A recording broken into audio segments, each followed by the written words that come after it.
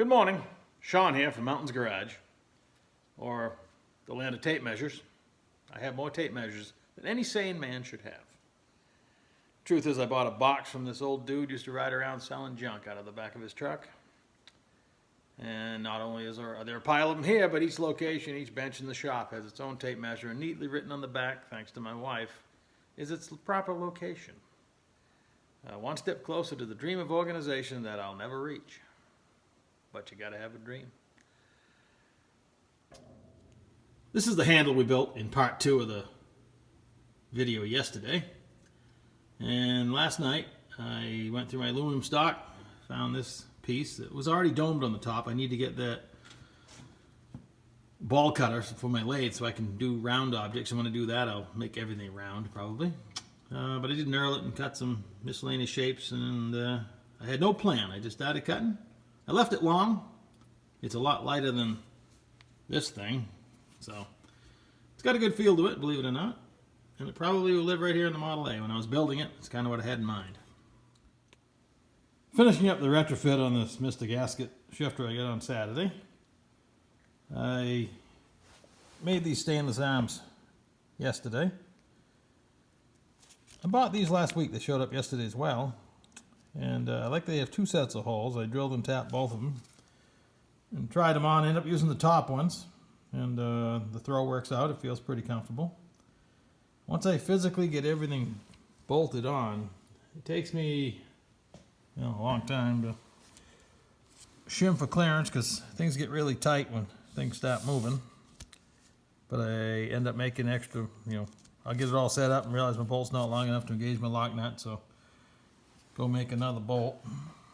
But we got it all set up now. Did you know, these are right and left hand, if you lock the left hand one first, which is being that direction, and then it holds, unless you lock this one, it gives you the most amount of rock. Otherwise, you get one in one position, one in the other. I learned that on my 4-link rear suspension of my race car. If I lock the left hand one first, that way, then lock the right hand, it gives you full travel. This shifter is 40 or 50 years old. This long shifter is still being produced. If you've got the money, you can call them up and buy one today. Minus my custom rods, but it'll come like this one. So I was goofing around. This is the Mr. Gasket bracket. I got templates for both of them. I got noticing the similarities that, this location's a little bit, a few degrees turned, but there's no reason why one wouldn't work on the other. I find that pretty interesting. The design is similar, but I think this is improved. Hurst made their own ramrod look just more like a Hurst shifter than this one, but they also sold this one. This is a Mr. Gasket. Hurst marketed it as a Vertical Gate 2. Same time span. This is, 70s, early 70s. I find that interesting that this may have been a better design than the actual Hurst shifter. Hurst shifter they make some nice stuff, but again, I don't know who owned who. I know now they're all the same company. But back then, I don't know. But all I know is just for what it is, it works really nice.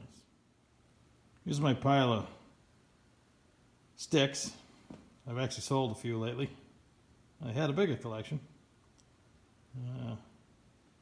What I like about the rods that I make is the shifter stays in adjustment when you take it off. You'd have to recheck it if you bolted on a different transmission.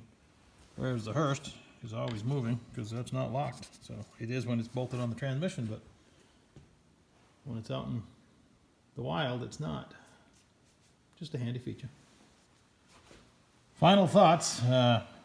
These transmissions are fine for hot rods and street cars and whatnot. They're not rated about 330 foot-pounds of torque, even if you buy a new one. Used ones sell $400 or $500. Some people want more. I won't pay more than that because you can buy a new one starting at $1,800. If I got to fix an old one, I'm better off buying a new one. I haven't done that yet. Fortunately, there's aftermarket companies that are making this transmission that'll hold 900 foot-pounds. You can get it face-plated or clutchless. So, and once I have this, these shifters here, they're more shifting than you have a transmission bolted to them. But just goofing around, they're fine. That's all it's for. If you're racing, this probably isn't your choice. You know, the Gasser movement's coming back, but those guys are all running the aftermarket version of this, or a top load of Ford. You know, something that's going to take the punishment, and you can shift reliably at wide open throttle. But that's going to do it for shifters for now. And next we'll move on to another subject. I got quite a few lined up. Thanks for playing along. And please like and subscribe, especially subscribe. I gain a few every day. I got to get to 1,000.